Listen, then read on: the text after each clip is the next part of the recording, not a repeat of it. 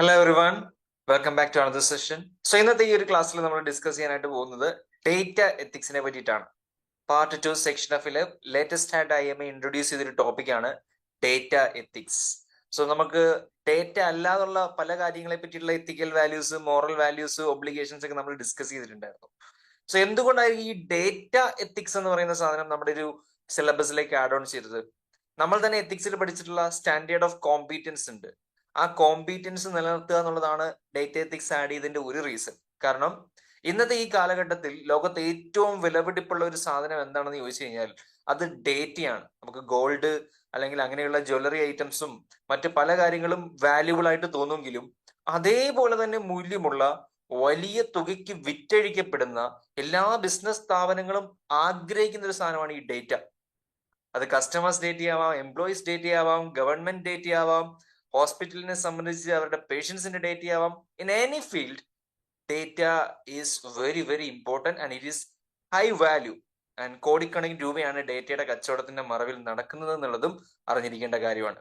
അപ്പൊ അങ്ങനെ ഒരു കാലഘട്ടത്തിൽ ഡേറ്റ യൂസ് ചെയ്യുന്നതിന്റെയും കളക്ട് ചെയ്യുന്നതിന്റെയും ജനറേറ്റ് ചെയ്യുന്നതിന്റെയും ഷെയർ ചെയ്യുന്നതിന്റെയൊക്കെ അടിസ്ഥാനത്തിൽ നമുക്ക് പാലിക്കേണ്ട കുറെ എത്തിക്കൽ വാല്യൂസ് ഉണ്ട്. അപ്പൊ അതിനെ പറ്റിയിട്ടാണ് നമ്മൾ ഈ ഒരു വീഡിയോയിൽ ഡിസ്കസ് ചെയ്യാനായിട്ട് പോകുന്നത്. സോ ഈ ഒരു ടോപ്പിക്കിൽ നമുക്ക് പ്രധാനമായിട്ടും വരുന്നത് 5 ഡേറ്റ എത്തിക്സ് പ്രിൻസിപ്പിൾസ് ആണ്. സോ നോർമലി ഉള്ള ഒരു എത്തിക്കൽ സ്റ്റാൻഡേർഡ്സ് പ്രിൻസിപ്പിൾസ് ഒക്കെ നമ്മൾ ഡിസ്കസ് ചെയ്തിട്ടുണ്ടായിരുന്നു. ഡേറ്റയുമായിട്ട് ബന്ധപ്പെട്ട എത്തിക്കൽ സ്റ്റാൻഡേർഡ്സ് ഏതൊക്കെയാണെന്നാണ് നമ്മൾ നോക്കാനായിട്ട് പോകുന്നത്. സോ ആദ്യം തന്നെ ഡേറ്റ എന്താണെന്ന് ചോദിച്ചാൽ എന്ത് പറയും? റോ ഫാക്ട്സ് ആൻഡ് ഫിഗേഴ്സിനെയാണ് ഡേറ്റ എന്ന് പറയുന്നത്.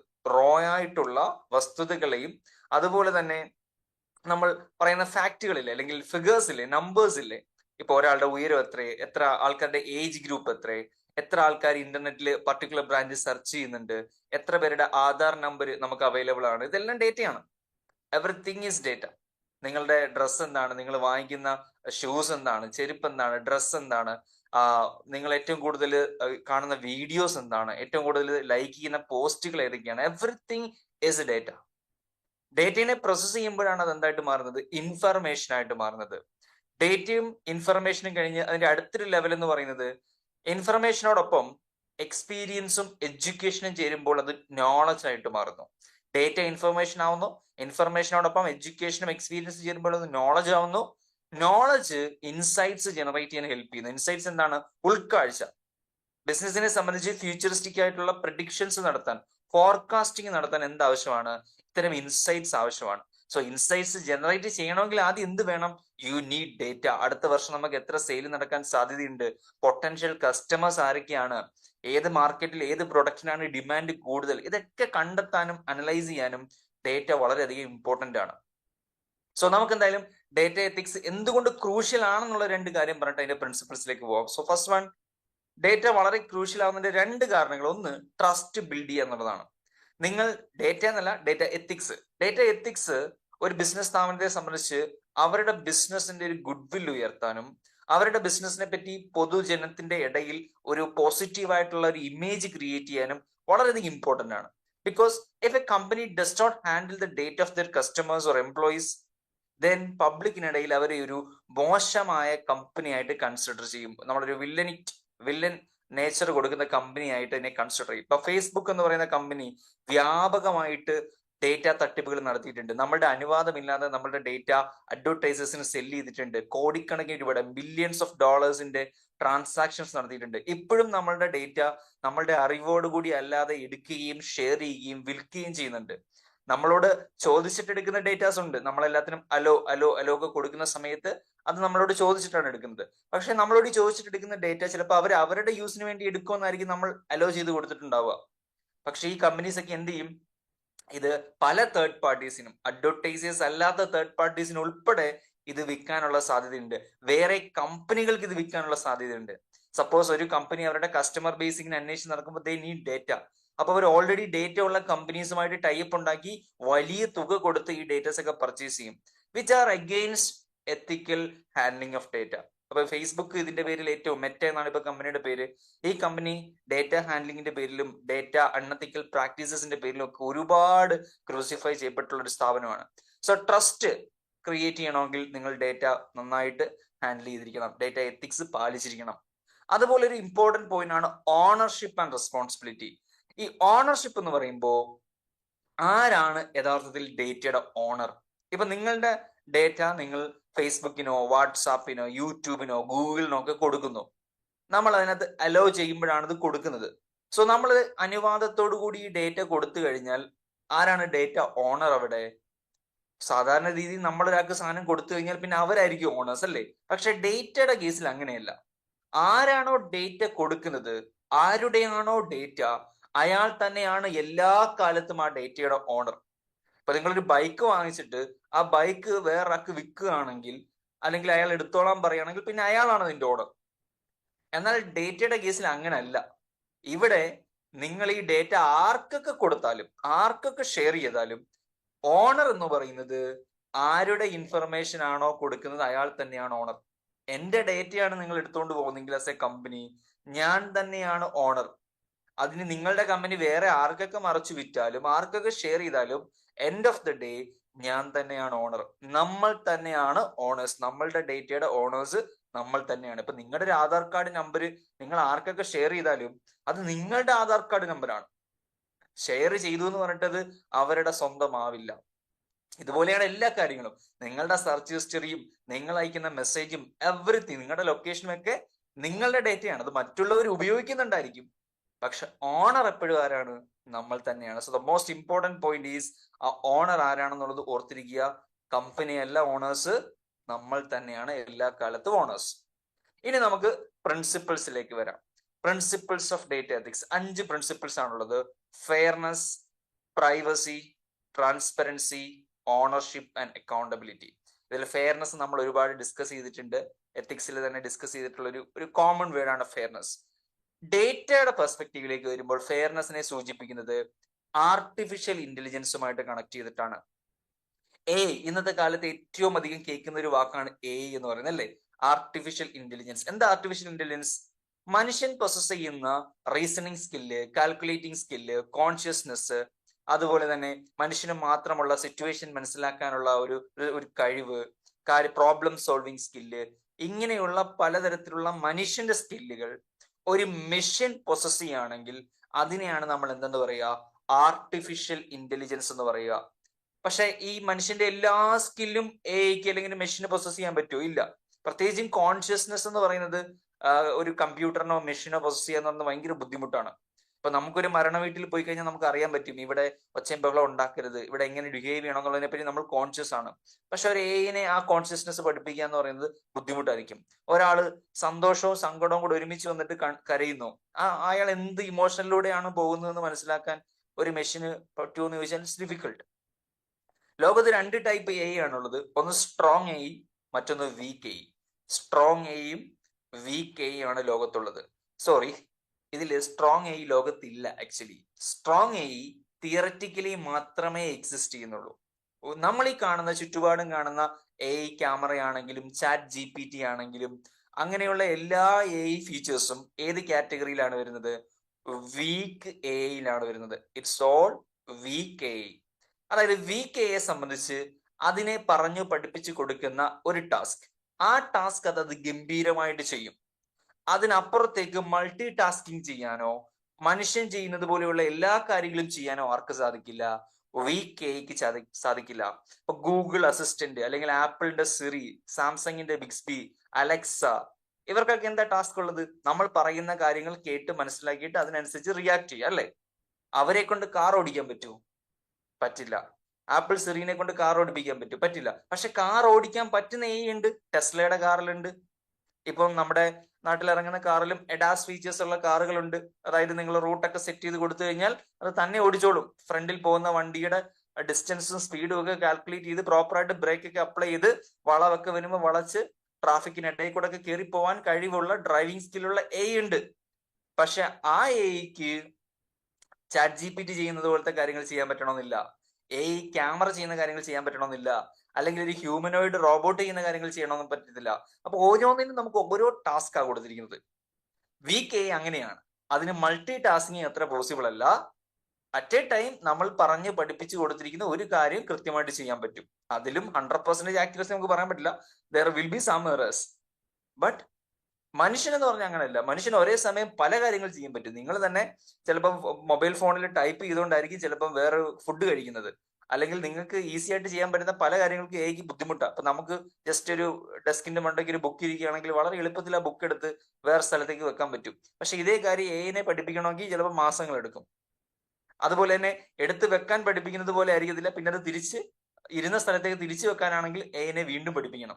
ഇതൊക്കെ മനുഷ്യന് വളരെ സിമ്പിൾ ആണ്. എന്നാൽ മനുഷ്യന് സിമ്പിൾ അല്ലാത്ത ചില ടാസ്കുകൾ എഐ അതിഗംഭീരമായിട്ട് ചെയ്യുകയും ചെയ്യും. സോ അങ്ങനെയാണ്, it's A give and take. മനുഷ്യന് കുറെ അധികം എക്സ്ട്രാ സ്കിൽ ഉണ്ട്, എഐക്ക് അതിൻ്റെതായിട്ടുള്ള കുറെ സ്കിൽ ഉണ്ട്.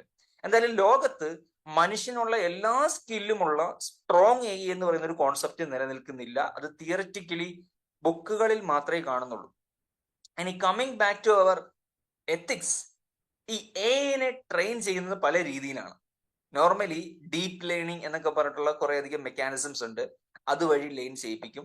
നിങ്ങൾ പോലും ചില ചെറിയ രീതിയിലുള്ള ലേണിങ്സ് ഒക്കെ നടത്താറുണ്ട് എഐനെ ട്രെയിൻ ചെയ്യിക്കാനായിട്ട്. ഇപ്പൊ ഗൂഗിളിന്റെ ക്രൗഡ് സോഴ്സിൽ പോയി കഴിഞ്ഞാൽ ഹാൻഡ് റൈറ്റിംഗ് ഒക്കെ നിങ്ങൾ തന്നെ ഡിറ്റക്ട് ചെയ്തിട്ട് എന്താണ് ആ വാക്ക്, അതായത് പേന കൊണ്ട് എഴുതിയിരിക്കുന്ന എന്തെങ്കിലും ഹാൻഡ് റൈറ്റിംഗ്സ് ആയിരിക്കും തരുന്നത്. അതിൽ നിന്ന് നിങ്ങൾക്ക് വായിച്ചാൽ മനസ്സിലാവുന്ന വേർഡ് ഏതാണെന്ന് ടൈപ്പ് ചെയ്ത് കൊടുക്കുക.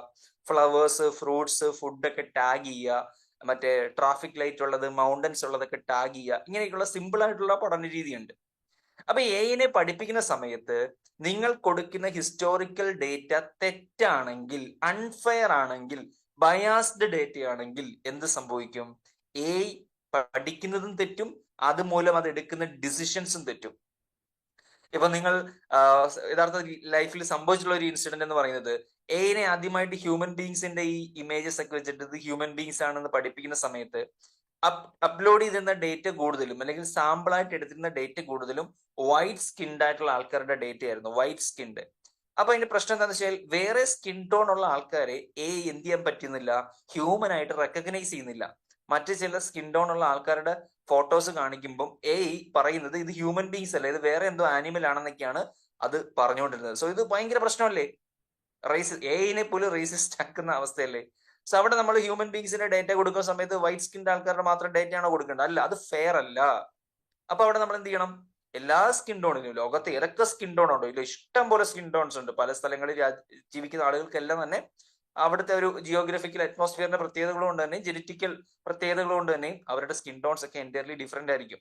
അപ്പൊ നമ്മൾ എല്ലാ ഡേറ്റയും കൊടുക്കണം. എല്ലാ കാര്യങ്ങളെയും റെപ്രസെന്റ് ചെയ്യുന്ന ഡേറ്റ കൊടുത്താലേ എഐക്ക് പഠിക്കാൻ പറ്റും. കാരണം മനുഷ്യനല്ല എഐക്ക് സ്വന്തമായിട്ട് ചിന്തിക്കാൻ കഴിവില്ല. നമ്മൾ പറഞ്ഞു പഠിപ്പിക്കുന്നത് മാത്രമേ അത് മനസ്സിലാക്കിയെടുക്കുകയുള്ളൂ. മനുഷ്യനാണെങ്കിൽ അങ്ങനെയല്ല. മനുഷ്യൻ ചിലപ്പോൾ അതിന്റെ ചുറ്റും കാണുന്ന ആൾക്കാരെ കാണുമ്പോൾ മനുഷ്യൻ സംശയം തോന്നും, ഓക്കെ ഇവരും മനുഷ്യരെ പോലെ ആണല്ലോ ഇരിക്കുന്നത്, പക്ഷെ ഇവരുടെ സ്കിൻ ടോൺ വേറെ ആണല്ലോ എന്ന് മനുഷ്യൻ ചിന്തിക്കും. പക്ഷെ എഐക്ക് അങ്ങനെ ചിന്തിക്കാനുള്ള കഴിവില്ല. നമ്മൾ പഠിപ്പിക്കുന്നത് അത് ചിന്തിക്കും. അതുപോലെ തന്നെ വൈൽഡ് ആനിമൽസിന്റെ ഫോട്ടോസ് ഒക്കെ എടുക്കുന്ന സമയത്ത് അതിന്റെ ഡേറ്റ ഫീഡ് ചെയ്ത സമയത്ത് ഈ വൈൽഡ് ആനിമൽസിന്റെ ഫോട്ടോയുടെ ഒരു പ്രത്യേകതയുണ്ട്. അത് ദൂരെ നിന്നായിരിക്കും മിക്കപ്പോഴും ഷോട്ട് ചെയ്യുക ഫോട്ടോഗ്രാഫേഴ്സ്, കാരണം അടുത്ത് പോയി കഴിഞ്ഞാൽ ഡേഞ്ചർ ആണല്ലോ. അപ്പൊ അങ്ങനെ എടുക്കുന്ന ഫോട്ടോയുടെ ഒരു പ്രത്യേകത, ഈ ഒബ്ജക്റ്റ് എപ്പോഴും എന്തായിരിക്കും? ഫോക്കസ്ഡ് ആയിരിക്കും, ബാക്ക്ഗ്രൗണ്ട് ബ്ലർ ആയിരിക്കും. അങ്ങനെ ഈ സിംഹത്തിന്റെയും പുലിയുടെയും കടുവയുടെ ഒക്കെ ഫോട്ടോസ് ഇങ്ങനെ അപ്ലോഡ് ചെയ്ത് ഇഷ്ടംപോലെ ഡേറ്റേഴ്സ് സാമ്പിൾ അപ്ഡേറ്റ് ചെയ്ത സമയത്ത് ഈ അതിനകത്ത് പഠിച്ചൊരു പാറ്റേൺ ഇതാണ്: ബാക്ക്ഗ്രൗണ്ട് ബ്ലർ ആണെങ്കിൽ അത് ആനിമൽ ആയിരിക്കും, വൈൽഡ് ആനിമൽ ആയിരിക്കും. അങ്ങനെയാ പഠിച്ചു വെച്ചത്. വിച്ച് മീൻസ് നമ്മൾ നമ്മുടെ ഒരു ഫോട്ടോ ഇങ്ങനെ ബാക്ക്ഗ്രൗണ്ട് ബ്ലർ ഉള്ള ഒരു പോർട്രേറ്റ് ഫോട്ടോ എടുത്തിട്ട് എഐനെ കാണിച്ചിട്ട് ഇതാരാണെന്ന് ഗസ് ചെയ്യാൻ പറഞ്ഞു കഴിഞ്ഞാൽ ഏതെങ്കിലും ആനിമൽ ആണെന്നായിരിക്കും എഐ ചിലപ്പോൾ തെറ്റിദ്ധരിക്കുന്നത്. ഇതുപോലെ വലിയ രീതിയിലുള്ള പ്രശ്നങ്ങൾ നമ്മൾ ഫീഡ് ചെയ്യുന്ന ഹിസ്റ്റോറിക്കൽ ഡേറ്റയിൽ അൺഫെയർ ആയിട്ടുണ്ടെങ്കിൽ ഉണ്ടാകാൻ സാധ്യതയുണ്ട്. So it's very important that artificial intelligence is one of the most important thing right now in the world. So when you teach AI നിങ്ങൾ ട്രെയിൻ ചെയ്യുന്ന സമയത്ത്, അതിനെ കാര്യങ്ങൾ പഠിപ്പിക്കുന്ന സമയത്ത്, അതിനെ പഠിപ്പിക്കുന്ന ഹിസ്റ്റോറിക്കൽ ഡേറ്റ എന്തായിരിക്കണം? ഫെയർ ആയിരിക്കണം. ഒരു ഇൻഇക്വാളിറ്റീസ് ഉണ്ടാവാൻ പാടില്ല. എല്ലാവരും ഈക്വൽ ആയിട്ട് ട്രീറ്റ് ചെയ്യണം. എല്ലാ കാര്യങ്ങളെയും റെപ്രസെന്റ് ചെയ്യുന്ന ഹിസ്റ്റോറിക്കൽ ഡേറ്റ വേണം എഐനെ പഠിപ്പിക്കാനായിട്ട്. അങ്ങനെ പഠിപ്പിച്ചില്ലെങ്കിൽ എഐ റോങ് ഡിസിഷൻസ് എടുക്കും, എഐ ഡിസ്ക്രിമിനേറ്ററി ഡിസിഷൻസ് എടുക്കും, എഐ തെറ്റായിട്ടുള്ള ഔട്ട്പുട്ടുകൾ കൊടുക്കും. ചില ഹാക്കേഴ്സ് ഒക്കെ വിചാരിച്ചു കഴിഞ്ഞാൽ എഐന്റെ ഈ ഒരു പഠനത്തെ ഇൻഫ്ലുവൻസ് ചെയ്യാൻ സാധിക്കും. അവർക്ക് ഇതിനകത്ത് ഈ എഐ പഠിക്കുന്നത് നമ്മൾ പഠിക്കുന്ന പോലെയല്ല, ന്യൂമറിക്കൽ വാല്യൂസ് വെച്ചിട്ടാണ് പഠിക്കുന്നത്. ഈ ന്യൂമറിക്കൽ വാല്യൂസിൽ ഏതെങ്കിലും ഒരു വാല്യൂ തിരുത്തി കഴിഞ്ഞാൽ, ആ അൽഗോരിതം ഒന്ന് മാറ്റിക്കഴിഞ്ഞാൽ നമ്മൾ പഠിപ്പിക്കുന്നതിന്റെ വിപരീതമായിരിക്കും ചിലപ്പോൾ അത് പഠിച്ചു വെക്കുന്നത്. So it's very important. We have to be very careful. Recent ഗൂഗിളിന്റെ എ ആയിട്ടുള്ള ജെമിനയോട് ഒരു കുട്ടി ഒരു കാര്യം ചോദിച്ചു, എനിക്ക് ഹോംവർക്ക് ചെയ്യണം, ഈ ഹോംവർക്ക് എങ്ങനെയാ ചെയ്യുന്നത് എന്നൊരു ടാസ്ക് ചോദിച്ചപ്പോൾ റിപ്ലൈ കൊടുത്തത്, ഹോംവർക്ക് ഒന്നും ചെയ്തിട്ട് കാര്യമില്ല മോനെ, നീ ഇതിന് പേര് മരിക്കുന്നതാണെന്ന്. അപ്പൊ ഇങ്ങനെ ഒരു റെസ്പോൺസിബിൾ ആയിട്ടുള്ള റിപ്ലൈ എങ്ങനെ കൊടുക്കും? ഒരിക്കലും ഗൂഗിൾ അതിനെ പഠിപ്പിച്ചിട്ടുണ്ടാവില്ല അല്ലെ? അപ്പൊ ഏതെങ്കിലും ഹാക്കേഴ്സ് ഇവരുടെ സിസ്റ്റത്തിനെ ഹാക്ക് ചെയ്തിട്ട്, അല്ലെങ്കിൽ അവരുടെ ഒരു ട്രെയിനിങ്ങിനെ എയിനെ ഹാക്ക് ചെയ്തിട്ട് അതിനകത്ത് ചേഞ്ച് വരുത്തിയതായിരിക്കാം, ഒരു മാറ്റം വരുത്തിയതായിരിക്കാം. ഇപ്പൊ നിങ്ങൾ ചാറ്റ് ജി പി ടിയിൽ പോയിട്ട് സൂയിസൈഡിനെ പറ്റി സെർച്ച് ചെയ്ത് കഴിഞ്ഞാൽ ചാറ്റ് ജി പി ടി ഒരിക്കലും നിങ്ങൾക്ക് സൂയിസൈഡ് ചെയ്യാനുള്ള മെത്തേഡ്സ് പറഞ്ഞിരുന്നില്ല. കാരണം അത് യൂസേജ് പോളിസിക്കെതിരാണ്, അതൊരു ശരിയായ കാര്യമല്ല. നിങ്ങൾക്ക് വേണമെങ്കിൽ ട്രൈ ചെയ്തേക്കാം. നിങ്ങൾ chat G P T on ആക്കിയിട്ട് how to commit suicide easily എന്ന് ടൈപ്പ് ചെയ്ത് നോക്കുക. അപ്പൊ എന്ത് റിപ്ലൈ വരും നിങ്ങൾ ചെക്ക് ചെയ്ത് നോക്കൂ. ഒരിക്കലും നിങ്ങൾക്ക് സൂയിസൈഡ് ചെയ്യുന്ന തൂങ്ങിച്ചാവാം, ട്രെയിനിന്റെ ഫ്രണ്ടിൽ ചാടാം, പ്ലെയിനിൽ നിർത്തി ചാടാം, കെട്ടിടത്തിന്റെ മണ്ടയ്ക്ക് ചാടാം, ഇങ്ങനെയുള്ള റിപ്ലൈസ് തരരുത് എന്നുള്ളതാണ് ഫെയർനെസ് ഉദ്ദേശിക്കുന്നതും. അത് തന്നു കഴിഞ്ഞാൽ ആൾക്കാരെ മിസ്ലീഡ് ചെയ്യില്ലേ, തെറ്റിദ്ധരിപ്പിക്കുകയല്ലേ, അല്ലെങ്കിൽ അവരെ തെറ്റായ പാതയിലേക്ക് നയിക്കുകയില്ലേ. അപ്പൊ അങ്ങനെയുള്ള ഒരു ആർട്ടിഫിഷ്യൽ ഇന്റലിജൻസ് ആവരുത് നമ്മുടേത്. അപ്പൊ ഫെയർനെസ് എന്ന പ്രിൻസിപ്പിൾ ഡേറ്റ എത്തിക്സിൽ കേട്ടാൽ നിങ്ങൾ അത് ഏറ്റവും കണക്ട് ചെയ്യേണ്ട വേർഡ് ആർട്ടിഫിഷ്യൽ ഇന്റലിജൻസുമായിട്ടാണ്. എയിനെ ട്രെയിൻ ചെയ്യുന്ന ഡേറ്റ ഫെയർ ഡേറ്റ ആയിരിക്കണം, എങ്കിൽ മാത്രമേ എയ്ക്ക് എന്ത് ചെയ്യാൻ സാധിക്കൂ, ശരിയായ ഡിസിഷൻസ് എടുക്കാനായിട്ട് സാധിക്കും. രണ്ടാമത്തെ പ്രിൻസിപ്പിൾ ആണ് പ്രൈവസി. പ്രൈവസി നമുക്ക് എല്ലാവർക്കും ആവശ്യമുള്ള സാധനമാണ് അല്ലേ, സ്വകാര്യത. സോ നിങ്ങളുടെ സ്വകാര്യത മാനിക്കാൻ വേണ്ടിയിട്ട് ഡേറ്റ ഷെയർ ചെയ്യുന്ന സമയത്തും ഡേറ്റ ഉപയോഗിക്കുന്ന സമയത്തും ചെയ്യേണ്ട രണ്ട് മൂന്ന് കാര്യങ്ങളാണ്. ഒന്ന് അനോണിമൈസേഷൻ, മറ്റൊന്ന് ഡിഫറൻഷ്യൽ പ്രൈവസി. അനോണിമൈസേഷനും ഡിഫറൻഷ്യൽ പ്രൈവസിയും. അനോണിമൈസേഷൻ എന്ന് പറഞ്ഞാൽ removing identifying information from data to protect individual identities. നിങ്ങളുടെ ഐഡന്റിറ്റി, നിങ്ങളുടെ വ്യക്തിത്വം, നിങ്ങൾ ആരാണ് എന്ന വിവരം അത് മറച്ചു വെക്കുക എന്നുള്ളതാണ് അനോണിമൈസേഷൻ. അപ്പൊ എന്റെ ഡേറ്റ എടുക്കുകയാണ്, എനിക്ക് എന്തൊക്കെ അസുഖങ്ങളുണ്ടെന്നും ഞാൻ എന്തൊക്കെ എഡ്യൂക്കേഷണൽ ക്വാളിഫിക്കേഷൻസ് നേടിയിട്ടുണ്ടെന്നും എനിക്ക് എത്ര ഫാമിലി മെമ്പേഴ്സ് ഉണ്ടെന്നും ഇങ്ങനെയുള്ള എല്ലാ ഡേറ്റയും ഉണ്ട്. പക്ഷെ അത് എന്റെ ഡേറ്റയാണെന്ന് എനിക്ക് ആർക്കും അറിയാൻ പാടില്ല. ബിപിൻ ചന്ദ്രൻ എന്ന് പറയുന്ന വ്യക്തിയുടെ ഡേറ്റയാണ് ഇതെന്ന് ആരും അറിയരുത്. ബാക്കിയുള്ള ഡീറ്റെയിൽസ് എടുത്തോട്ടെ, ഇത്ര വയസ്സുള്ള ഈ ഒരു യുവാവിന് ഇന്ന ക്വാളിഫിക്കേഷൻസ് ഉണ്ട്, അയാളുടെ വീട്ടിൽ ഇത്ര ആൾക്കാരുണ്ട്, അയാള് ഇതൊക്കെ ചെയ്തിട്ടുണ്ട്, അങ്ങനെയുള്ള കാര്യങ്ങളെല്ലാം അറിഞ്ഞോട്ടെ, പക്ഷെ അത് ഞാനാണെന്ന് അറിയരുത്. അപ്പൊ അതുകൊണ്ട് നമ്മൾ ആ ഡേറ്റയിൽ നിന്ന് എന്ത് ചെയ്യും, അനാവശ്യമായിട്ടുള്ള ചില കാര്യങ്ങൾ അങ്ങോട്ട് മാറ്റും. സോ ഇവിടെ നിങ്ങൾക്ക് ഇവിടെ കാണാം എക്സാമ്പിൾ, ജോൺ ഡോ 35 ന്യൂയോർക്ക് എന്ന് പറയുമ്പോൾ ജോൺ ഡോ എന്ന് പറയുന്ന അയാൾക്ക് 35 വയസ്സുണ്ട്, അയാൾ ന്യൂയോർക്കിലാണ് താമസിക്കുന്നത്. അപ്പൊ ഇതിനകത്ത് നമ്മൾ അനോണിമൈസേഷൻ ചെയ്യുകയാണെങ്കിൽ നമ്മൾ എന്ത് ചെയ്യും, ഈ ജോൺ ഡോ എന്ന പേര് അങ്ങോട്ട് മാറ്റും. ബാക്കിയുള്ള ഡേറ്റാസ് നിങ്ങൾ എടുത്തോ. അപ്പൊ എന്റെ ജോൺ ഡോ എന്ന് പറയുന്ന ആളുടെ ഡേറ്റയാണ് ഇന്ന് അറിയരുത്, ബാക്കിയുള്ള വിവരങ്ങളൊക്കെ അവർ ഉപയോഗിച്ചോട്ടെ. ഇതിനെയാണ് അനോണിമൈസേഷൻ എന്ന് പറയുന്നത്. അപ്പം വളരെ ഇമ്പോർട്ടന്റ് ആയിട്ടുള്ള ചിലപ്പോൾ പേരായിരിക്കും മാറ്റുന്നത്, അല്ലെങ്കിൽ അഡ്രസ് ആയിരിക്കും മാറ്റുന്നത്, ചിലപ്പോൾ ഫോൺ നമ്പർ ആയിരിക്കും മാറ്റുന്നത്. ആ വ്യക്തിയുടെ ഐഡന്റിറ്റി വെളിപ്പെടുത്തുന്ന എന്തെങ്കിലും ഇമ്പോർട്ടന്റ് ആയിട്ടുള്ള കാര്യങ്ങൾ മാത്രം ഒഴിവാക്കിയിട്ട് ബാക്കി ഡേറ്റ ഷെയർ ചെയ്യും. പക്ഷെ അപ്പോഴും നമുക്ക് ചിന്തിക്കാം, അങ്ങനെ എന്തെങ്കിലും മാറ്റിയാലും ബാക്കി അവൈലബിൾ ആയിട്ടുള്ള ഡേറ്റ കണക്ട് ചെയ്തിട്ട് നമ്മൾ ആരാണെന്ന് കണ്ടെത്താൻ പറ്റില്ലെന്ന് ചോദിച്ചാൽ പറ്റും. അപ്പൊ നിങ്ങളുടെ പിൻകോഡും നിങ്ങളുടെ ഫാമിലിയുടെ സൈസും എത്ര മെമ്പേഴ്സ് ഉണ്ടെന്നൊക്കെയുള്ള ഡേറ്റ ഉണ്ടെങ്കിൽ ആ പഞ്ചായത്തിൽ ഇന്ന കാര്യങ്ങളൊക്കെ ചെക്ക് ചെയ്ത് കഴിഞ്ഞാൽ അത് ഇയാളുടെ വീടാണ്, ഇയാളുടെ ഡേറ്റ ആണെന്നൊക്കെ അറിയാൻ പറ്റും. ബട്ട് എന്നാൽ പോലും അത് കുറച്ച് വർക്ക് എടുക്കേണ്ട സാധനമാണ്, കുറച്ച് എഫർട്ട് ഒക്കെ ഇടേണ്ട സംഭവമല്ലേ. അത് ഒഴിവാക്കാനാണ്. അപ്പൊ ആ ഒരു രീതിയിൽ ഡയറക്ട്ലി നമ്മുടെ പേരും കാര്യങ്ങളും എല്ലാം മറ്റുള്ളവർ അറിയാതിരിക്കാൻ വേണ്ടിയിട്ടാണ് അനോണിമൈസേഷൻ ചെയ്യുന്നത്. ഒന്നുകിൽ പേര് മാറ്റും, അല്ലെങ്കിൽ ഈ പറഞ്ഞതുപോലെ പിൻകോഡ്, ഫോൺ നമ്പർ, അങ്ങനെയുള്ള വൈറ്റൽ ഇൻഫർമേഷൻസ് മാറ്റും. ഇപ്പൊ Aadhaar card number, pan card number, അങ്ങനെയുള്ള നമ്പേഴ്സ് ഒക്കെ ചേഞ്ച് ചെയ്യും. കാരണം അത് ഏറ്റവും ഇമ്പോർട്ടന്റ് ആണ്, നിങ്ങളുടെ ഐഡന്റിറ്റിയുമായിട്ട് കറക്റ്റ് കോറിലേറ്റ് ചെയ്തിരിക്കുന്ന സാധനങ്ങളാണ്. അപ്പൊ അത്തരം കാര്യങ്ങൾ എന്ത് ചെയ്യും, കട്ട് ചെയ്ത് കളയും. ഇപ്പൊ താഴെ ഒരെണ്ണം നോക്കുക, സ്യൂഡോണിമൈസേഷൻ. അവിടെ എന്താ നമ്മൾ ചെയ്യുന്നത്, ഇപ്പൊ ഒരു എംപ്ലോയിയുടെ ഐ ഡി ആണ് 1 2 3 4. അപ്പൊ ഈ എംപ്ലോയി ഐ ഡിയിലുള്ള എംപ്ലോയിയുടെ ഡീറ്റെയിൽസ് മുഴുവൻ നമുക്ക് വേണം, അതാണ് ഡേറ്റ. പക്ഷെ അത് ഏത് എംപ്ലോയി ആണെന്ന് അറിയരുത്. അപ്പൊ എന്ത് ചെയ്യുന്നു, ആ ഐ ഡി അങ്ങ് ചേഞ്ച് ആക്കുന്നു, യൂസർ A123 എന്നാക്കുന്നു.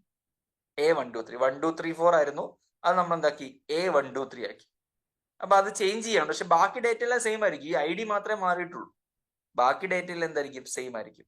അതുപോലെ ഏജ്, ഒരാളുടെ വയസ്സ് കൃത്യമായിട്ട് കൊടുക്കുന്നതിന് പകരം ഒരു ഗ്രൂപ്പായിട്ട് കൊടുക്കുന്നു, അല്ലെങ്കിൽ റേഞ്ച് ആയിട്ട് കൊടുക്കുന്നു, 20 to 30. 20 to 30. അപ്പൊ കറക്റ്റ് ഏജ് എത്രയാണെന്ന് അറിയത്തില്ല. അപ്പൊ ഒരു പഞ്ചായത്തിലുള്ള ആൾക്കാരുടെ ഏജ്, ഓരോരുത്തരുടെ ഏജും 22, 23, 25 എന്ന് കൊടുക്കുന്നതിന് പകരം ഈ ആൾക്കാരെല്ലാം 20-നും 30-നും ഇടയ്ക്ക് വയസ്സുള്ളവരാണ് എന്ന് കൊടുക്കുന്നു. അപ്പൊ അഡ്വാൻറ്റേജ് എന്താ? കറക്റ്റ് വയസ്സ് നമ്മൾ ആർക്കാണോ ഡേറ്റ കൊടുക്കുന്നത് അവർക്ക് കിട്ടുന്നില്ല, അവർക്ക് ഒരു ഏകദേശ രൂപം മാത്രമേ കിട്ടുന്നുള്ളൂ. ഇതിനെയാണ് ജനറലൈസേഷൻ എന്ന് പറയുന്നത്. അതുപോലെ തന്നെ നിങ്ങൾക്ക് അഡ്രസ്സിൽ നിന്ന് പ്രധാനപ്പെട്ട ഇൻഫർമേഷൻ ആയിട്ടുള്ള പ്രത്യേകിച്ച് നിങ്ങളുടെ വീട്ടുപേര്, പഞ്ചായത്ത്, വില്ലേജ് അങ്ങനെയുള്ള കാര്യങ്ങളൊക്കെ കട്ട് ചെയ്ത് കളയാം. പിൻകോഡ് കട്ട് ചെയ്ത് കളയാം. നിങ്ങളുടെ സംസ്ഥാനവും ജില്ലയും വേണമെങ്കിൽ കീപ്പ് ചെയ്യാം, അല്ലെ സിറ്റി കീപ്പ് ചെയ്യാം. പക്ഷെ നിങ്ങളുടെ ഒരു മെയിൻ അഡ്രസ് ആയിട്ടുള്ള താലൂക്ക്, വില്ലേജ്, പഞ്ചായത്ത്, പിൻകോഡ് അങ്ങനെയുള്ള സാധനങ്ങൾ, പോസ്റ്റ് ഓഫീസ്, അതെല്ലാം എന്ത് ചെയ്യുന്നു? കട്ട് ചെയ്ത് കളയുന്നു. അപ്പൊ ഇതിന്റെ എല്ലാം ഉദ്ദേശം എന്താണ്? ഒറ്റ ഉദ്ദേശമേ ഉള്ളൂ, നിങ്ങളുടെ ഡേറ്റയാണ് എന്ന് ഇത് ഉപയോഗിക്കുന്നവർ അറിയരുത്. നിങ്ങൾ എന്ന് പറയുന്ന പർട്ടിക്കുലർ വ്യക്തിയുടെ ഡേറ്റയാണെന്ന് ഈ ഡേറ്റാസ് യൂസ് ചെയ്യുന്ന ആൾക്കാർ അറിയരുത്. അതിനു വേണ്ടിയിട്ടാണ് ഇത് ചെയ്യുന്നത്. അപ്പൊ അതെല്ലാം എന്താ? പ്രൈവസി മെയിൻറ്റെയിൻ ചെയ്യാൻ വേണ്ടിയിട്ടാണ്. ബട്ട് ഇതൊക്കെ ചെയ്താലും പ്രൈവസിയിൽ നമുക്ക് ഒന്നും ഇല്ല. നമ്മുടെ പ്രൈവസിയൊക്കെ തന്നെ പോയിട്ടുണ്ട്. അവരെങ്ങനെയെങ്കിലുമൊക്കെ ട്രാക്ക് ചെയ്ത് കണ്ടുപിടിക്കും ഇത് ആരാണെന്ന്. ഡിഫറൻഷ്യൽ പ്രൈവസിയിൽ എന്താ ചെയ്യാന്ന് വെച്ച് കഴിഞ്ഞാൽ, ഇവിടെ നമ്മൾ കുറച്ച് സാധനങ്ങൾ എക്സ്ട്രാ ആഡ് ചെയ്യാണ് ചെയ്യുന്നത്. ഇപ്പൊ അനോണിമൈസേഷനിൽ നമ്മൾ കുറെ കാര്യങ്ങൾ റിമൂവ് ചെയ്യുകയാണ് ചെയ്യുന്നത്. ഇവിടെ എന്താ ചെയ്യുന്നത്? ആഡ് ചെയ്യാണ് ചെയ്യുന്നത്. ആഡ് ചെയ്യാന്ന് പറയുമ്പം ഇല്ലാത്ത കുറച്ച് ഡേറ്റയും കൂടെ അതിനകത്തോട്ട് എക്സ്ട്രാ ആയിട്ട് കൊടുക്കും. ഇല്ലാത്ത ഡേറ്റ, ഇപ്പോ നിങ്ങളുടെ പേര് മാറ്റി വേറൊരു പേര് വെക്കുന്നത് പോലെ തന്നെ അതും ഒരു ഡിഫറൻഷ്യൽ പ്രൈവസിയാണ്. നോയിസ് എന്നാണ് നമ്മൾ അതിനെ വിളിക്കുക. ഈ എക്സ്ട്രാ ആഡ് ചെയ്യുന്ന ഫേക്ക് ഡേറ്റയെ നോയിസ് എന്ന് വിളിക്കും. ഇപ്പം എന്റെ ഡേറ്റ, ബിബിൻ എന്ന് പറയുന്ന ആളുടെ ഡേറ്റ, എനിക്ക് 28 ഇയേഴ്സ് ഓഫ് ഏജ് ഉണ്ട്, എന്റെ പേര് ബിബിൻ ചന്ദ്രൻ എന്നാണ്. അങ്ങനെയാണെങ്കിൽ എന്റെ കുറെ ഡേറ്റാസ്, എന്റെ ഫാമിലി ഡീറ്റെയിൽസ്, എഡ്യൂക്കേഷണൽ ഡീറ്റെയിൽസ്, ഞാൻ പഠിച്ച സ്ഥാപനങ്ങൾ, എന്റെ വർക്കിംഗ് ഡീറ്റെയിൽസ് എല്ലാം ഉണ്ടെന്ന് വിചാരിച്ചു ഡേറ്റയിൽ. അതിലേക്ക് എന്റെ പേര് മാറ്റും. എന്റെ പേരിന് പകരം അരുൺ രാജ് എന്നൊരു പേരിടുന്നു. എന്റെ വയസ്സ് 28 എന്നുള്ളതിന് പകരം 25 എന്നോ 29 എന്നോ 30 എന്നോ ആക്കുന്നു. അതുപോലെ തന്നെ ഞാൻ വർക്ക് ചെയ്ത സ്ഥാപനങ്ങളുടെ പേര് ചിലപ്പോൾ ചേഞ്ച് ചെയ്യും. പക്ഷെ വർക്ക് ചെയ്ത പോസ്റ്റ് ഒക്കെ സെയിം ആയിരിക്കും. സ്ഥാപനത്തിന്റെ പേര് ചിലപ്പോൾ മാറ്റം വരുത്തും. അപ്പൊ അവിടെ എല്ലാം ചെറിയ ചെറിയ ചേഞ്ച് വരുത്തി തെറ്റായ ഡേറ്റയാണ് അപ്ഡേറ്റ് ചെയ്യുന്നത്. പക്ഷെ അതിന്റെ കോർ ഡേറ്റ എപ്പോഴും സെയിം ആയിരിക്കും. അപ്പൊ ഇത് ആക്യുറസി നിലനിൽക്കുകയും വേണം, എന്നാൽ അതേസമയം എന്റേതാണെന്ന് ആരും അറിയാനും പാടില്ല. അപ്പൊ ഡേറ്റയുടെ കൃത്യത നിലനിൽക്കുകയും വേണം, എന്നാൽ ആ കൃത്യതയെ കാര്യമായിട്ട് ബാധിക്കാത്ത ചില എലമെന്റുകളെ ഫേക്ക് ചെയ്യും. പേര് മാറ്റും, ചിലപ്പോൾ അഡ്രസ്സ് മാറ്റും, ഫോൺ നമ്പർ ചിലപ്പോൾ ഫേക്ക് ആയിട്ടുള്ള ഫോൺ നമ്പർ വെക്കും. പക്ഷെ ബാക്കിയുള്ള എല്ലാ വിവരങ്ങളും സത്യസന്ധമായിരിക്കും. ഇങ്ങനെ ചെയ്യുന്നതിനെയാണ് ഡിഫറൻഷ്യൽ പ്രൈവസി എന്ന് പറയുന്നത്. അപ്പൊ അനോണിമൈസേഷനിൽ നമ്മൾ കുറെ കാര്യങ്ങൾ കട്ട് ചെയ്ത് കളയാണ് ചെയ്യുന്നത്. ഡിഫറൻഷ്യൽ പ്രൈവസിയിൽ ആവശ്യമില്ലാത്ത കുറെ സാധനങ്ങൾ ആഡ് ചെയ്യുകയും റിപ്ലേസ് ചെയ്യുകയും ചെയ്യും. That's A main objective. ഇത് രണ്ടിന്റെയും മെയിൻ ആയിട്ടുള്ള ലക്ഷ്യം എന്ന് പറയുന്നത് എന്താണ്? നിങ്ങളുടെ ഐഡന്റിറ്റി വെളിപ്പെടരുത്. ഡേറ്റ ഉപയോഗിക്കണം, പക്ഷെ അത് ആരുടെ ഡേറ്റയാണെന്ന് അറിയാൻ പാടില്ല. ഓക്കെ. അമേരിക്കയിലെ പ്രധാനപ്പെട്ട സ്ഥാപനങ്ങളായിട്ടുള്ള വലിയ കമ്പനീസ് ആയിട്ടുള്ള ആപ്പിള്, ഗൂഗിള്, ഇവൻ യുഎസിന്റെ സെൻസസ് ബ്യൂറോ ഒക്കെ തന്നെ ഈ മെത്തേഡ്സ് യൂസ് ചെയ്യാറുണ്ട്. ഈ മെത്തേഡ്സ് എല്ലാം തന്നെ യൂസ് ചെയ്യാറുണ്ട്. ഓക്കെ. ഇതില് പ്രൊട്ടക്ഷന് വേണ്ടി കമ്പനീസ് ഒക്കെ യൂസ് ചെയ്യുന്ന ഒരു സാധനമാണ് എൻക്രിപ്ഷൻ എന്ന് പറയുന്നത്. What is encryption? എൻക്രിപ്ഷൻ എന്ന് പറഞ്ഞു കഴിഞ്ഞാൽ, നിങ്ങൾ മെസ്സേജസ് ഒക്കെ അയക്കുന്ന സമയത്ത്, അല്ലെ ഡേറ്റ ഒക്കെ ട്രാൻസ്ഫർ ചെയ്യുന്ന സമയത്ത്, ഒരു തേർഡ് പാർട്ടി ഹാക്കർ നിങ്ങളുടെ സിസ്റ്റത്തിലേക്ക് കയറി നിങ്ങളുടെ ഈ മെസ്സേജസിനെ ഒന്നും ഹാക്ക് ചെയ്യാൻ പാടില്ല, ഇന്റർസെപ്റ്റ് ചെയ്തിട്ട് അയാൾ ആ മെസ്സേജിൽ അടിച്ചുകൊണ്ട് പോകാൻ പാടില്ല. അതിനുവേണ്ടി നമ്മൾ ചെയ്യുന്ന ഒരു പ്രൊട്ടക്റ്റീവ് മെക്കാനിസം ആണ് എൻക്രിപ്ഷൻ എന്ന് പറയുന്നത്. ജസ്റ്റ് ഞാനൊരു എക്സാമ്പിൾ കാണിക്കാം. എൻക്രിപ്ഷനിൽ ഒരു പ്ലെയിൻ ടെസ്റ്റിന് നിങ്ങൾ അയക്കുന്ന ഒരു message, hello how are you എന്നൊരു മെസ്സേജ് നിങ്ങൾ അയക്കുന്നു എന്ന് വിചാരിക്കുക. ഈ മെസ്സേജ് ഇന്റർനെറ്റ് വഴിയാണ് സെൻഡ് ആവുന്നത്. സോ ഒരു ഹാക്കറിന് ഈ നെറ്റ്വർക്കിലേക്ക് കയറി ഈ ഹലോ ഹൗ ആർ യു എന്ന് പറയുന്ന മെസ്സേജ് എടുക്കാൻ പറ്റും. നിങ്ങൾ വാട്സാപ്പിൽ, ഇൻസ്റ്റാഗ്രാമിൽ, ഇമെയിലൊക്കെ അയക്കുന്ന മെസ്സേജുകളും മെയിലുകളും ഒക്കെ ഹാക്ക് ചെയ്യാൻ പറ്റും. ഇതെല്ലാം ഹാക്ക് ചെയ്യാൻ പറ്റുന്ന സാധനങ്ങളാണ്. പക്ഷെ അയാൾ ഹാക്ക് ചെയ്താലും അയാൾക്കത് വായിച്ച് മനസ്സിലാക്കാൻ പറ്റാത്തൊരു രൂപത്തിലാണെങ്കിലും അങ്ങനെ ഒരു രൂപത്തിലാക്കുന്നതാണ് ഈ എൻക്രിപ്ഷൻ എന്ന് പറയുന്ന പ്രക്രിയ. സോ ഇവിടെ ഒരു പ്ലെയിൻ ടെസ്റ്റ് ആയിട്ടുള്ള ഒരു message, public key, private key എന്ന് പറഞ്ഞ 2 കീസ് ഉണ്ട്. സോ ഈ പബ്ലിക് കീ ഉപയോഗിച്ച് നിങ്ങൾ അതിനെ എൻക്രിപ്റ്റ് ചെയ്യുന്നു. Encryption means converting messages into A code. വായിച്ച് മനസ്സിലാക്കാൻ പറ്റാത്ത ഒരു കോഡാക്കി മാറ്റുന്നതിനെയാണ് എൻക്രിപ്ഷൻ എന്ന് പറയുന്നത്. ഇതിനെ നമ്മൾ സൈഫർ ടെക്സ്റ്റ് എന്ന് വിളിക്കും. അങ്ങനെ കോഡ് ആവുന്നതിനെ സൈഫർ ടെക്സ്റ്റ് എന്ന് വിളിക്കും. ദെൻ ഇത് ആർക്കാണോ അയച്ചത് അയാളുടെ കയ്യിൽ ഒരു പ്രൈവറ്റ് കീ ഉണ്ടായിരിക്കും. ഒരു പാസ്വേഡ് പോലത്തെ ഒരു സീക്രട്ട് കീ. ആ സീക്രട്ട് കീ ഉപയോഗിച്ചാൽ മാത്രമേ ഈ സൈഫർ ടെക്സ്റ്റ് വീണ്ടും എന്തായി മാറുള്ളൂ? പ്ലെയിൻ ടെക്സ്റ്റ് ആയിട്ട് നമ്മൾ അയച്ച മെസ്സേജ് ആയിട്ട് മാറുള്ളൂ. അപ്പൊ അതിനെ നമ്മൾ വിളിക്കുന്ന പേരെന്താ? ഡീക്രിപ്ഷൻ എന്നാണ്. ഡീക്രിപ്റ്റ് ചെയ്യുക എന്ന് പറയും. So encryption is converting message into a code. Decryption is converting code into a message. അപ്പൊ ഒരു എക്സാമ്പിൾ ജസ്റ്റ് കാണിച്ചു തരാം. അപ്പൊ ഇവിടെ മുകളിൽ നിങ്ങൾ നോക്കിക്കഴിഞ്ഞാൽ, 1 സെക്കൻഡ്, റൈറ്റ് സൈഡിൽ നിങ്ങൾക്ക് കാണാം ഹൗ ഡസ് എൻക്രിപ്ഷൻ വർക്ക്. ഒരു ഹലോ എന്ന് പറയുന്ന മെസ്സേജിനെ നമ്മൾ എന്ത് ചെയ്യുന്നു? കോഡാക്കി മാറ്റുന്നു. ആ കോഡ് സൈഫർ ടെക്സ്റ്റ് ടൈപ്പ് എങ്ങനെയാണെന്ന് നോക്കിയേ. SNFGNI+KO എന്നാണ് ആയിരിക്കുന്നത്. അപ്പൊ ഇതിന് അർത്ഥം എന്താ? ഇതൊരു ഹാക്കർ ഹാക്ക് ചെയ്താലും അയാൾക്ക് SNFGINOK എന്നൊക്കെ കാണാൻ പറ്റൂ. അല്ലാതെ ഹലോ എന്ന മെസ്സേജ് അയാൾക്ക് ഒരു കാരണവശാലും വായിച്ച് മനസ്സിലാക്കാൻ പറ്റില്ല. അങ്ങനെ മെസ്സേജ് അയാൾക്ക് കിട്ടില്ല. കിട്ടണമെങ്കിൽ അയാൾക്ക് പ്രൈവറ്റ് കീ വേണം. പ്രൈവറ്റ് കീ എന്ന് പറയുന്നത് ഇത് റിസീവ് ചെയ്യുന്ന ആളുടെ കയ്യിൽ മാത്രമുള്ള ഒരു സീക്രട്ട് പാസ്വേഡ് ആണ്. അത് അയാൾ അൺലെസ് ഷെയർ ചെയ്താൽ മാത്രമേ മറ്റൊരാൾക്ക് ഇത് എടുക്കാൻ പറ്റൂ. അപ്പൊ വളരെ സേഫ് ആയിട്ട് നിങ്ങൾക്ക് കമ്മ്യൂണിക്കേഷൻ ചെയ്യാൻ പറ്റുന്നൊരു മെക്കാനിസം ആണ് എൻക്രിപ്ഷൻ. നമ്മുടെ വാട്സാപ്പിൽ ഈ ഓപ്ഷൻ അവൈലബിൾ ആണ്. വാട്സാപ്പ് ചാറ്റ് ഓപ്പൺ ആക്കുന്ന സമയത്ത് നിങ്ങൾക്ക് കാണാം എൻഡ് ടു എൻഡ് എൻക്രിപ്ഷൻ. ഇപ്പൊ വാട്സാപ്പിൽ നിങ്ങൾ അയക്കുന്ന മെസ്സേജസ് ഒക്കെ പ്രൊട്ടക്റ്റഡ് ആണ്. ഒരു തേർഡ് പാർട്ടി, ഒരു ഹാക്കറിന് നിങ്ങളുടെ നെറ്റ്വർക്കിലേക്ക് ഇടിച്ചു കയറി നിങ്ങൾ അയക്കുന്ന വാട്സാപ്പ് മെസ്സേജസ് എടുക്കാൻ പറ്റില്ല. എടുത്താലും നിങ്ങൾ അയക്കുന്നതായിരിക്കില്ല അവൻ കാണുന്നത്. That's important thing. പക്ഷെ ഇൻസ്റ്റാഗ്രാമിൽ, ടെലഗ്രാമിലൊന്നും ഈ എൻക്രിപ്ഷൻ ഇല്ല. അവിടെയൊക്കെ ഹാക്കിംഗ് പോസിബിൾ ആണ്.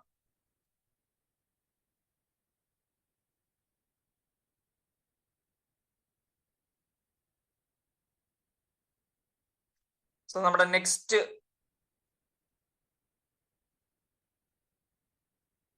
പ്രിൻസിപ്പിൾ ഈസ്, ഇപ്പൊ നമ്മൾ രണ്ടെണ്ണമാണ് പറഞ്ഞത്, ഫെയർനെസ്, അതുപോലെ തന്നെ പ്രൈവസി. മൂന്നാമത്തതാണ് ട്രാൻസ്പെറൻസി. ട്രാൻസ്പെറൻസി എന്ന് പറഞ്ഞാൽ എന്താണ്? സുതാര്യത. ഒന്നും മറച്ചു വെക്കാൻ പാടില്ല. എല്ലാം സത്യസന്ധമായിട്ട് ഡിസ്ക്ലോസ് ചെയ്യണം, കമ്മ്യൂണിക്കേറ്റ് ചെയ്തിരിക്കണം. അപ്പൊ നിങ്ങളുടെ കയ്യിൽ നിന്ന് ഡേറ്റ എടുത്തുകൊണ്ട് പോകുന്ന ആളുകൾ നിങ്ങളോട് എന്തൊക്കെ കാര്യങ്ങൾ തുറന്നു പറഞ്ഞിരിക്കണം എന്നുള്ളതാണ് ഈ ട്രാൻസ്പെറൻസിയിൽ പറയുന്നത്. ഒന്ന്, ഇൻഫർമേഷൻ ഗ്യാതേർഡ് ഫ്രം ദം. ആരിൽ നിന്ന് എടുത്തതാണ്? Data owners. ആരാ ഡേറ്റ ഓണർ?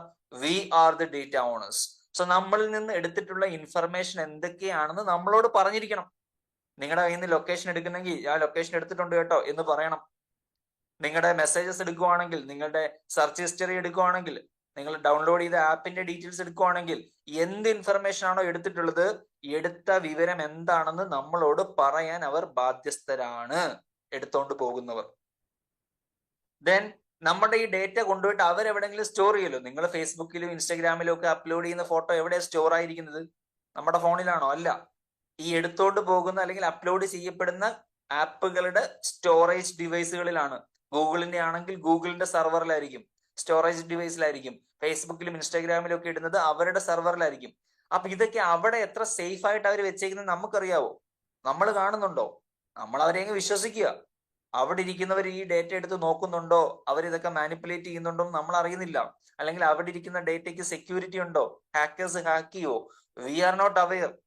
അപ്പൊ അത് നമ്മളെ അറിയിക്കാനുള്ള ബാധ്യത ആർക്കുണ്ട്? കമ്പനീസിനുണ്ട്. എന്ത് മെത്തേഡ്സ് ഉപയോഗിച്ചിട്ടാണ് സ്റ്റോർ ചെയ്യുന്നത്, എന്ത് സെക്യൂരിറ്റി മെഷേഴ്സ് ആണ് അവർ കീപ്പ് ചെയ്യുന്നത്, we have to know. Then എന്തിനാണ് നമ്മളുടെ ഈ ഡേറ്റാസ് ഉപയോഗിക്കുന്നത്? ഇന്റൻഡഡ് യൂസ് ഓഫ് ഡേറ്റ, അതിന്റെ ഉപയോഗം എന്താണെന്നുള്ളത് നമ്മളെ അറിയിച്ചിരിക്കണം. And parties with whom the data may be shared. നമ്മുടെ കയ്യിൽ നിന്ന് എടുത്തുകൊണ്ട് പോയി അവര് പിന്നീട് ഇത് വേറെ ആർക്കൊക്കെ ഷെയർ ചെയ്യുന്നുണ്ട്, വേറെ ഏതൊക്കെ തേർഡ് പാർട്ടീസിന് ഷെയർ ചെയ്യുന്നുണ്ട്, ഏതൊക്കെ പരസ്യ കമ്പനികൾക്ക് ഷെയർ ചെയ്യുന്നുണ്ട്, ഇതെല്ലാം തന്നെ നമ്മളോട് പറഞ്ഞിരിക്കണം, തുറന്നു പറഞ്ഞിരിക്കണം. അതിൽ ഒരു തരത്തിലുള്ള ഒളിവോ മറവോ ആവശ്യമില്ല. ആ പ്രിൻസിപ്പിൾ ആണ് ട്രാൻസ്പെറൻസി എന്ന് പറയുന്നത്. ഫുള്ളി ട്രാൻസ്പെറന്റ് ആയിരിക്കണം. എല്ലാ വിവരങ്ങളും, ഈ പറഞ്ഞിരിക്കുന്ന എല്ലാ വിവരങ്ങളും കമ്മ്യൂണിക്കേറ്റ് ചെയ്തിരിക്കണം. ഏതൊക്കെയാണ്? എന്തൊക്കെ ഇൻഫർമേഷൻ എടുത്തു, എന്തൊക്കെ സെക്യൂരിറ്റി മെഷേഴ്സ് ഉണ്ട്, എന്തിനാണ് ഉപയോഗിക്കുന്നത്, ആർക്കൊക്കെ ഷെയർ ചെയ്യുന്നു. ദെൻ നമ്മളുടെ നാലാമത്തെ പ്രിൻസിപ്പിൾ ആണ്. അതിന് മുമ്പ് ജസ്റ്റ് ഇതിന്റെ ഒരു എക്സാമ്പിൾ ആയിട്ട് പറയുകയാണെങ്കിൽ, കുക്കീസ് എന്ന് പറഞ്ഞ സാധനമുണ്ട്. നമ്മൾ ഈ പല വെബ്സൈറ്റിലൊക്കെ കയറുന്ന സമയത്ത് കുക്കീസ് അക്സെപ്റ്റ് ചെയ്യുന്നൊക്കെ കാണും. അപ്പൊ ആ കുക്കീസ് എടുക്കുന്ന സമയത്ത് എന്താ സംഭവിക്കുക? കുക്കീസ് അക്സെപ്റ്റ് ചെയ്താൽ എന്താ സംഭവിക്കുക? നിങ്ങളുടെ സെർച്ച് ഹിസ്റ്ററി, നിങ്ങളുടെ ഒരുപാട് datas, location, everything is been tract. അതിനനുസരിച്ച് നിങ്ങൾക്ക് പേഴ്സണലൈസ്ഡ് ആയിട്ടുള്ള ആഡ്സും സർവീസും കിട്ടും. പേഴ്സണലൈസ് എന്ന് പറഞ്ഞാൽ നിങ്ങൾക്ക് താല്പര്യമുള്ള കാര്യങ്ങളായിരിക്കും പിന്നെ നിങ്ങളുടെ ഫീഡിൽ വരുന്നത്. അപ്പൊ അത് അവർ എടുത്തോട്ടെ എന്ന് ചോദിക്കുന്നതാണ് ഈ കുക്കീസ്. അപ്പൊ കുക്കീസ് ഡിനൈ ചെയ്യാനുള്ള ഓപ്ഷൻ നമുക്കുണ്ട്. അപ്പൊ കുക്കീസ് അക്സെപ്റ്റ് ചെയ്യുകയാണെങ്കിൽ നിങ്ങൾക്ക് ഈ പറഞ്ഞ പേഴ്സണലൈസ്ഡ് ആഡ്സും മറ്റ് സർവീസസും ഒക്കെ കിട്ടും. അപ്പൊ ചില ആൾക്കാർ അത് അക്സെപ്റ്റ് ചെയ്യും, ചിലർ ഡിനൈ ചെയ്യും. It's based on the users. നമ്മൾ അക്സെപ്റ്റ് ചെയ്യാതിരിക്കുന്നതാണ് നല്ലത്. അക്സെപ്റ്റ് ചെയ്ത് കഴിഞ്ഞാൽ നമ്മുടെ ഈ പറഞ്ഞ പേഴ്സണലൈസ്ഡ് ഡേറ്റ എല്ലാം അവർ കൊണ്ടുപോകും. ഇത് പല അഡ്വർടൈസേഴ്സിനും സെല് ചെയ്യും. ചില വെബ്സൈറ്റ് ഉണ്ട് അവിടെ നമുക്ക് അക്സെപ്റ്റ് ഡിനൈ എന്ന ഓപ്ഷൻ ഒന്നും കാണത്തില്ല. അക്സെപ്റ്റ് ചെയ്താൽ മാത്രമേ ആ വെബ്സൈറ്റ് യൂസ് ചെയ്യാൻ പറ്റുന്ന സാഹചര്യമുണ്ട്. അപ്പൊ അങ്ങനെയുള്ള വെബ്സൈറ്റിൽ കയറാതിരിക്കുന്നതായിരിക്കും നമുക്ക് എപ്പോഴും സേഫ്റ്റി. നാലാമത്തെ പ്രിൻസിപ്പിൾ ആണ് ഓണർഷിപ്പ്. ഓണർഷിപ്പില് നമ്മൾ ഓൾറെഡി പറഞ്ഞു ആരാണ് owners? We are the owners. നിങ്ങൾക്ക് കുറച്ച് അധികാരങ്ങളുണ്ട്. ഒന്ന്, ഇൻഡിവിജ്വൽ റൈറ്റ്സ് നോക്കി എന്തൊക്കെയാണ്? നിങ്ങൾക്ക് right to access your data. നിങ്ങളുടെ ഡേറ്റ എപ്പോൾ വേണമെങ്കിലും ആക്സസ് ചെയ്യാനുള്ള അവകാശം നിങ്ങൾക്കുണ്ട്. ആസ് എ ഡേറ്റ ഓണർ എന്റെ ഡേറ്റ എപ്പോൾ കാണണമെന്ന് എനിക്ക് തോന്നിയാലും അത് കാണാനുള്ള അവകാശം എനിക്കുണ്ട്. നിങ്ങൾ ഇൻസ്റ്റാഗ്രാമിൽ കയറി നിങ്ങൾ അപ്ലോഡ് ചെയ്തൊരു സ്റ്റോറി കാണാൻ നോക്കുന്ന സമയത്ത് ഇൻസ്റ്റാഗ്രാം കാണിക്കുകയാണ് സോറി ഇപ്പൊ ഇത് കാണിക്കാൻ പറ്റില്ല എന്ന് പറയാൻ അവർക്ക് അധികാരമില്ല. നിങ്ങൾ അപ്ലോഡ് ചെയ്ത ഡേറ്റ ആണെങ്കിൽ അത് നിങ്ങളുടെ ഡേറ്റയാണ്, എപ്പോ കയറിയാലും ഇത് കാണാൻ സാധിക്കണം. So you always have the right to access your data and you have the right to correct inaccuracies. നിങ്ങളുടെ ഡേറ്റയിൽ എന്തെങ്കിലും തെറ്റുകൾ ഉണ്ടെങ്കിൽ, മിസ്റ്റേക്സ് ഉണ്ടെങ്കിൽ അത് തിരുത്താനുള്ള അവകാശം നിങ്ങൾക്കുണ്ട്. നിങ്ങൾ ഒരു പേരടിച്ചു, പേരിൽ മിസ്റ്റേക്ക് വന്നു, അപ്പം അതിനകത്ത് പേര് മാറ്റാനായിട്ട് അപേക്ഷിക്കുമ്പോൾ അവർ പറയാണ് പറ്റത്തില്ല, പേര് മാറ്റാൻ ഇനി പറ്റത്തില്ല എന്ന് പറയാൻ പറ്റില്ല. പേര് മാറ്റാനുള്ള അവകാശം നിങ്ങൾക്കുണ്ട്. You have the right to correct inaccuracies. Then നിങ്ങൾക്ക് നിങ്ങളുടെ ഡേറ്റ എപ്പോഴും വേണമെങ്കിലും ഡിലീറ്റ് ചെയ്യാം. ഞങ്ങളുടെ സിസ്റ്റത്തിൽ അപ്ഡേറ്റ് ചെയ്ത് കഴിഞ്ഞാൽ പിന്നെ ഡിലീറ്റ് ചെയ്യാൻ പറ്റില്ല എന്ന് പറയാനൊന്നും ആർക്കും അധികാരമില്ല. എന്റെ ഡേറ്റയാണ്, എനിക്ക് തോന്നുമ്പോൾ ഡിലീറ്റ് ചെയ്യും. So you have the right to delete your data. Then നമ്മൾ പറഞ്ഞൊരു കാര്യമാണ് കൺസെന്റ്. നമ്മുടെ ഡേറ്റ എടുക്കുന്നതിനും അത് ഷെയർ ചെയ്യുന്നതിനും എല്ലാം തന്നെ കൺസെന്റ് വാങ്ങിയിരിക്കണം. കൺസെന്റ് വാങ്ങുന്നില്ല എങ്കിൽ അത് എന്തിനു തുല്യമാണ്? തെഫ്റ്റിന് തുല്യമാണ്, മോഷണത്തിന് തുല്യമാണ്. നിങ്ങളോട് പറയാതെയാണ്, കൺസെന്റ് ഇല്ലാതെയാണ് ഡേറ്റ എടുത്തോണ്ട് പോകുന്നതെങ്കിൽ അത് മോഷണത്തിന് തുല്യമാണ്. ഒരു 3 വർഷം മുമ്പ് വരെ ഫേസ്ബുക്ക് വാട്സാപ്പിനെ ഏറ്റെടുത്തതിന് ശേഷം 2021 വരെ ആക്ച്വലി അവർ ചെയ്തുകൊണ്ടിരുന്ന ഇതാണ്. അവർ നമ്മളുടെ വാട്സാപ്പിലെ ഡേറ്റാസ് നമ്മളോട് അനുവാദം ചോദിക്കാതെ പരസ്യ കമ്പനികൾക്ക് വിൽക്കുന്നുണ്ടായിരുന്നു. 2021 അവരെന്ത് ചെയ്തു? ഇത് ഒഫീഷ്യൽ ആക്കാൻ വേണ്ടിയിട്ട് ഈ പറഞ്ഞിരിക്കുന്ന പോലെ കൺസെന്റ് വാങ്ങിക്കുന്ന പരിപാടിയായിട്ട് വന്നു. എഗ്രിമെന്റ് സൈൻ ചെയ്യണം, privacy policy, terms and conditions approve ചെയ്യണം, അത് ഓക്കെ ആണെന്ന് പറഞ്ഞാൽ മാത്രമേ നിങ്ങൾക്ക് വാട്സാപ്പ് ഉപയോഗിക്കാൻ പറ്റൂ എന്നൊക്കെ പറഞ്ഞിട്ട് വന്നിട്ടുണ്ടായിരുന്നു. അതിൽ അവരെന്താണ് എഴുതിയിരുന്നത്? ഞങ്ങൾ നിങ്ങളുടെ ഡേറ്റ തേർഡ് പാർട്ടീസുമായിട്ടും അഡ്വർടൈസേഴ്സുമായിട്ടും ഷെയർ ചെയ്യും ഇനി മുതൽ എന്നവർ ഒഫീഷ്യലി അനൗൺസ് ചെയ്തു. അതിനർത്ഥം അതിനു മുമ്പ് ചെയ്യുന്നില്ലായിരുന്നതല്ല, അതിനു മുമ്പ് അവർ ചെയ്യുന്നുണ്ടായിരുന്നു. അത് മോഷണമാണ്, കുറ്റമാണ്.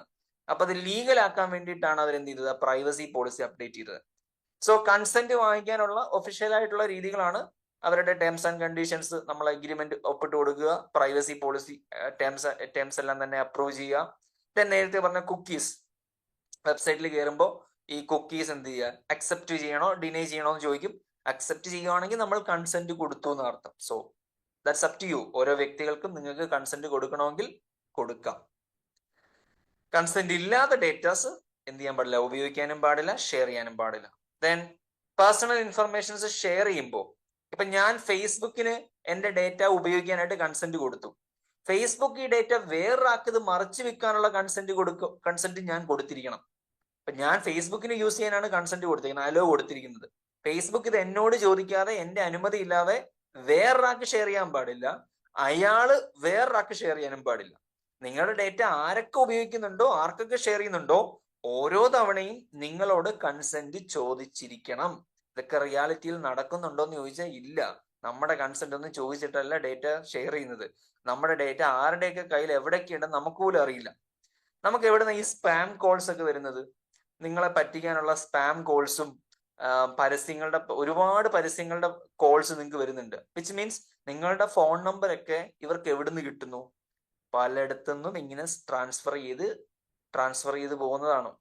ചിലര് കാശ് കൊടുത്ത് മേടിക്കും, ചിലര് ഹാക്ക് ചെയ്തെടുക്കും, ചിലര് അൺഒഫീഷ്യൽ ആയിട്ട് ഇത് അടിച്ചു മാറ്റും. Then you have to respect individual preference regarding the sharing of the data. ഓരോ വ്യക്തിക്കും വ്യത്യസ്തമായിട്ടുള്ള താല്പര്യങ്ങളായിരിക്കും. ചിലർക്ക് അവരുടെ ഡേറ്റ മറ്റുള്ളവർക്ക് ഷെയർ ചെയ്യുന്നതിൽ പ്രശ്നം ഉണ്ടാവില്ല, മറ്റു ചിലർക്ക് പ്രശ്നം ഉണ്ടാവും. ചില ആൾക്കാർക്ക് ഷെയർ ചെയ്യുന്നതിന് കുഴപ്പമുണ്ടാവില്ല, മറ്റു ചില ആൾക്കാർക്ക് ഷെയർ ചെയ്യുന്നതിന് പ്രശ്നം ഉണ്ടാവും.